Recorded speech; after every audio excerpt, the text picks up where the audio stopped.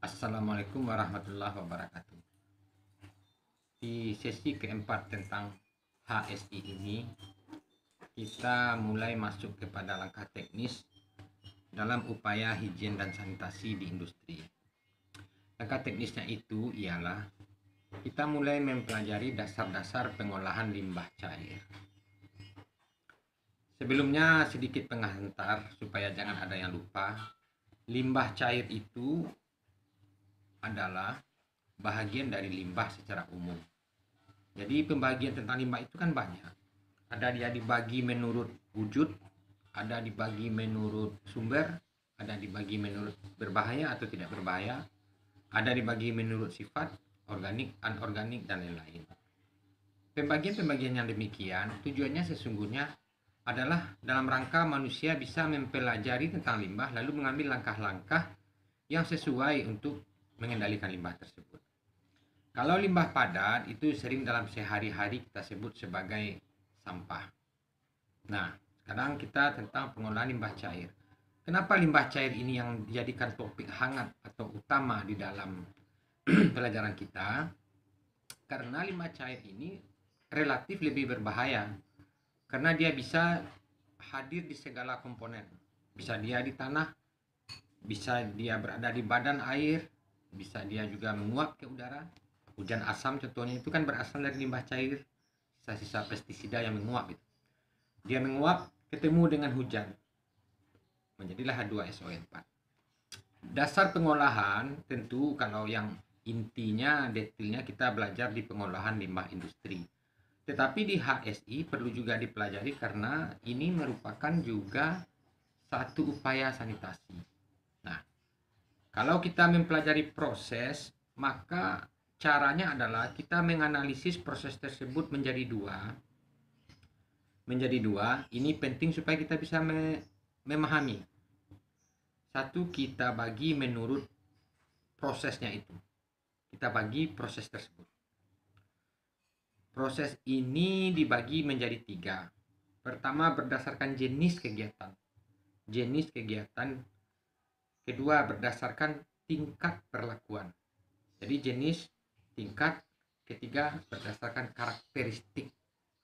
Jadi ada tiga ya. Saya ulang. Di dalam proses pengolahan limbah cair ada tiga yang penting. Pertama, berdasarkan jenis kegiatannya. Kedua, berdasarkan tingkat perlakuan. Ketiga, berdasarkan karakteristik. Yang kedua, setelah kita membagi proses tersebut, kita juga harus memahami tentang tujuan dari pengolahan tersebut dan alternatif kegiatannya. Alternatif dari kegiatan, karena kegiatan itu kan banyak kegiatan dalam pengolahan, kita pilih kan. Nah, pemilihan itu berdasarkan kepada tujuan, juga berdasarkan dari karakteristik. Jadi ada dua yang akan kita pelajari. Pertama, pembagian proses. Kedua, tujuan dan alternatif. Jadi diharapkan dengan memahami dua hal ini ya ke depan itu secara detail Anda sudah mengetahui itu. Baik, sekarang kita mulai satu persatu secara ringkas, bisa dilihat di literatur manapun, atau kalau di slide di PowerPoint yang saya buat itu ada. Kalau berdasarkan jenis kegiatan, ada 13 jenis banyaknya. Ada 13 jenis banyaknya. Kalau berdasarkan tingkat perlakuan dalam pengolahan limbah cair, hasil riset terakhir sampai hari ini baru sebanyak 6 buah. Tingkat perlakuannya baru 6 buah. Tapi tidak semua industri pakai 6 ini. Kebanyakan industri itu kan lepas tangan itu. Maksudnya paling 4, paling 3. Kadang ada 2 dianggapnya sudah memenuhi standar baku mutu lingkungan.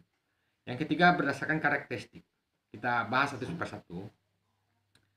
Kita mulai dengan berdasarkan jenis kegiatan yang 13 tadi. Pertama, jenisnya ada dengan cara penyaringan. Kedua, penjebak pasir. Ketiga, penjebak lemak. Keempat, perataan air. Kemudian netralisasi. Ada lagi pengendapan. Ada lagi pengapungan. Ada lagi lumpur aktif. Ada lagi aerasi. Ada kemudian yang disebut dengan karbon aktif. Karbon aktif ini bisa dibuat manual ini. Ambil arang, kumpulkan pada satu tempat, dibuat sedemikian rupa, diletakkan pada sebuah limbah. Maka dia mengumpul ke situ. Kemudian ada namanya klorinasi. Klorinasi artinya menambahkan senyawa klor kemudian nitrifikasi, dan ada juga dengan pengendapan kimia. Itu dia. Jadi apa alat yang digunakan tentu disesuaikan. Nah itu dia kan. Nah itu adalah mengenai jenis kegiatan. Kalau berdasarkan tingkat perlakuan, pertama pre-treatment, perlakuan persiapan. Treatment kan perlakuan, pre itu dianggap persiapan. Kemudian primary treatment, 3 secondary treatment. Pre, primer, second, tertiary 3 ya. Tapi dia menjadi 4 nih karena ada pre ya.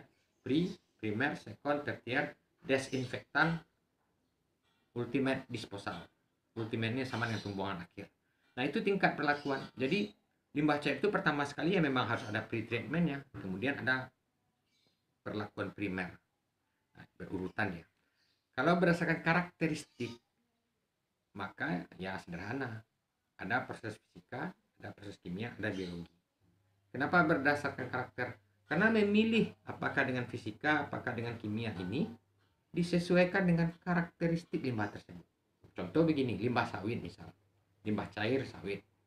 Limbah cair sawit itu ya paling kebanyakan kan isinya sisa-sisa cangkang gitu. Hasil dari pengendapan dialirkan, banyak partikel padat kan. Nah itu berdasarkan karakteristik limbah cair yang banyak memuat partikel yang padat, maka cara pengolahan itu ya fisika dengan cara penyaringan. Nah, karena dia tidak mengandung senyawa yang partikel halus atau berupa partikel kecil, tidak perlu kita melakukan pengolahan secara biologis atau kimia.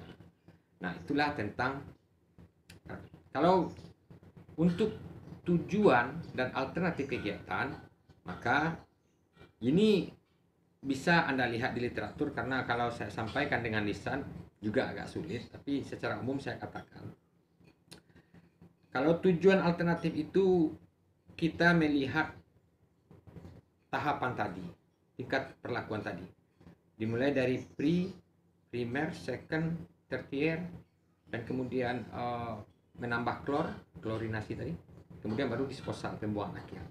Nah itu disesuaikan dengan tujuan. Kalau pre-treatment, apa tujuannya? Tujuannya untuk stabilisasi air limbah. Jadi air limbah itu distabilisasikan dulu. Itu yang disebut pre-treatment, misalnya diendapkan saja dulu kan. Kemudian kalau primary, apa tujuannya? Tujuannya untuk menghilangkan benda-benda yang tercampur. Kalau secondary, berarti tujuannya menghilangkan bahan organik yang terlarut. Nah kalau tersier, menghilangkan bau. Jadi pada pre-treatment tidak bisa kita menghilangkan bau karena kita baru menstabilisasi. Kalau menambah klor itu tujuannya untuk membunuh bakteri. Kemudian baru pembuangan. Pembuangan terakhir ini disebut di outlet, berarti dianggap sudah kembali air ini bebas dari limbah. Artinya dari bahan-bahan organik terlarut dan anorganik yang tidak menjadi air yang bersih.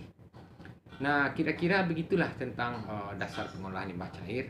Detailnya itu dipelajari di pengolahan limbah industri. Saya kira itu yang bisa disampaikan. Assalamualaikum warahmatullahi wabarakatuh.